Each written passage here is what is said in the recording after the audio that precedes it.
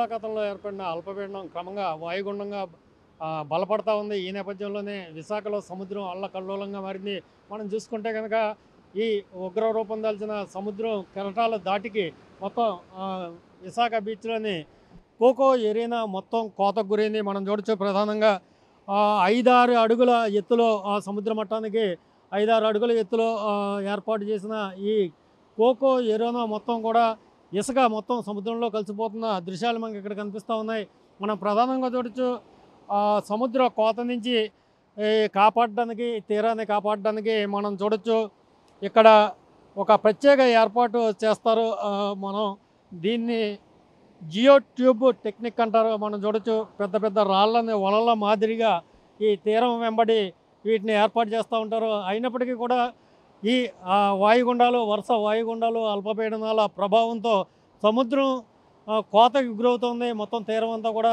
ఈ నేపథ్యంలోనే మొత్తం అతి బరువుగా రాళ్లతో ఏర్పాటు చేసిన ఈ జియో ట్యూబ్ కూడా ఈ కెరటాల దాటికి వంగిపోయిన దృశ్యాలు మనకి అక్కడ కనిపిస్తుంది. మనం చూడొచ్చు మొత్తం విశాఖ తీరం అంతా కూడా ఈ జియో ట్యూబ్ ఏర్పాటు చేసినప్పటికీ అక్కడక్కడ ఇలాంటి విధ్వంసకర దృశ్యాలు మనకు కనిపిస్తూ ఉన్నాయి. మనం చూడొచ్చు ఇక్కడ చూసుకుంటే కనుక మొత్తం ఒడ్డున ఇసుక అంతా కూడా 7-8 అడుగులు మించే మొత్తం కోతకు గురైనట్టు కనబడుతుంది.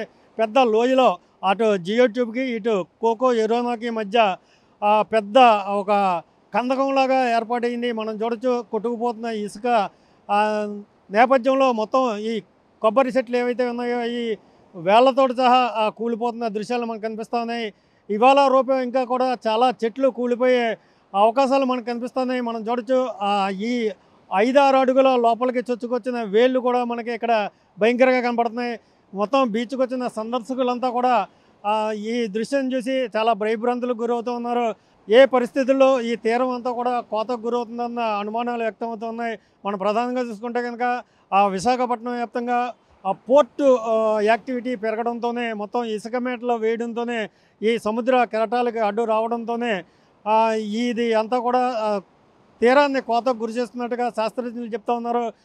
మరోవైపు చూసుకుంటే కనుక ఇప్పటికే తీరం అంతా, విశాఖ తీరం అంతా కూడా 4-5 అంగుళాలు కృంగినట్టుగా చెప్తా ఉన్నారు. ఈ నేపథ్యంలో ఎలాంటి ఈ కెరటాల దాటికి అడ్డు వేయలేకపోతే కనుక మొత్తం విశాఖ తీరం అంతా కూడా కోతకు గురి మొత్తం నగరం మీద పడే అవకాశాలు కూడా ఉన్నాయన్న అనుమానాలు వ్యక్తం అవుతున్నాయి. ఈ నేపథ్యంలో మనం చూసుకోవచ్చు ఇమీడియట్గా అధికార యంత్రాంగం అంతా కూడా సన్నద్ధం కావాలి.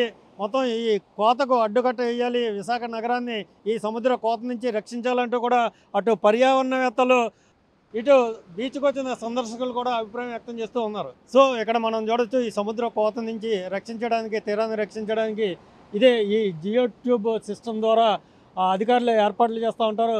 ఇంత బలమైన, ఇంత బరువైన, ఇంత బండరాళ్ళ దండని కూడా ఈ కెరటాలు ధ్వంసం చేస్తున్నాయంటే మనం అర్థం చేసుకోవచ్చు ఇక్కడ తీరంలో విధ్వంసం ఏ విధంగా ఉందో. మనం చూడొచ్చు ఇన్ని పెద్ద బండరాల నుంచి కూడా కొట్టుకుంటూ అటుపక్క నుంచి ఇసుకని కోరేసి మొత్తం ఈ కోకో ఏరియానంతా కూడా నేలమట్టం చేస్తూ ఉంది. మరోవైపు మనం చూడొచ్చు ప్రధానంగా తీరం నుంచి సహజ సిద్ధంగా కోత నుంచి తీరాన్ని కాపాడడానికి సహజ సిద్ధంగా ఒక ప్రకృతి సహజ సిద్ధమైన ఒక రక్షణ వ్యవస్థ ఉంటుంది. మనం చూడొచ్చు దీన్ని మార్నింగ్ గ్లోరీ పొదలు, ఇలాంటి పొదలు ఈ తీరంలో సహజసిద్ధంగానే ఈ కెరటాలకు అడ్డుకట్ట వేసి ఏదైతే మట్టి కానీ ఇసుక కానీ దీన్ని అంతా రక్షిస్తూ ఉంటాయి. ఈ మార్నింగ్ గ్లోరీ సిస్టమ్ ద్వారానే ఈ జియో ట్యూబ్ టెక్నిక్ను కూడా శాస్త్రవేత్తలు కనిపెట్టారు. మనం ప్రధానంగా చూసుకుంటే కనుక అక్కడక్కడ తప్ప ఎక్కడ ఈ విశాఖ తీరంలో ఈ మార్నింగ్ గ్లోరీ పొదలు కనపడవు. మొత్తం తీరం అంతా కూడా ఈ మార్నింగ్ గ్లోరీ పొదల్లాంటి ఏవైతే కెరటాల నుంచి తీరాన్ని కాపాడడానికి, సముద్ర కోత నుంచి తీరాన్ని కాపాడడానికి ఇలాంటి సహజ సిద్ధమైన రక్షణ వలయాన్ని ఏర్పాటు చేయాలని మొత్తం అక్కడ కూడా శాస్త్రవేత్తలు కావచ్చు, బీచ్కి వచ్చిన సందర్శకులు కావచ్చు కోరుతూ ఉన్నారు. ఈ నేపథ్యంలో ప్రభుత్వం ఇమీడియట్గా విశాఖ తీరంలో సముద్ర కోతకి కారణాలు ఏమిటి అన్న దాని మీద ప్రత్యేక అధ్యయనం కూడా చేయాలని కూడా వాళ్ళు డిమాండ్ చేస్తూ ఉన్నారు. మనం చూడొచ్చు జియాలజిస్టులు కావచ్చు, పర్యావరణవేత్తలు కావచ్చు, వీళ్ళంతా కూడా ఒకటి చెప్తూ ఉన్నారు. ఏదైతే మొత్తం మనం తూర్పు తీరంలో చూసుకుంటే కనుక ఆ నదీ కోత నుంచి కానీ సముద్ర కోత నుంచి కానీ మడ అడవులు లాంటి ప్రత్యేక ఏర్పాట్లు ఉంటాయి. మొత్తం ఉత్తరాంధ్ర తీరంలో చూసుకుంటే కనుక ఈ మార్నింగ్ గ్లోరీ పొదల వ్యవస్థ ఉంటుంది. ఈ తీరంలో మడ అడవులను కానీ ఈ మార్నింగ్ గ్లోరీ పొదల్ని కానీ పెంచే ఏర్పాట్లు చేయాలని వారంతా డిమాండ్ చేస్తూ ఉన్నారు. అసలు ఈ పరిణామాలు ఎందుకు చోటు చేసుకుంటా ఇమీడియట్గా అధ్యయనం చేయించాలి. ఈ సముద్ర కోత నుంచి విశాఖ నగరాన్ని రక్షించాలంటూ కూడా ప్రతి ఒక్కరూ కూడా అభ్యర్థిస్తూ ఉన్నారు. ఆర్కేబీసీ నుంచి కెమెరామెన్ అజయ్తో వర్మ ఫర్ ఆర్టీవీ. మరిన్ని వీడియోస్ కోసం ఛానల్ ని సబ్స్క్రైబ్ చేయండి. లేటెస్ట్ అప్డేట్స్ కోసం వాట్సాప్ ఛానల్ ని ఫాలో అవ్వండి. ఆ లింక్ డిస్క్రిప్షన్ లో ఉంది.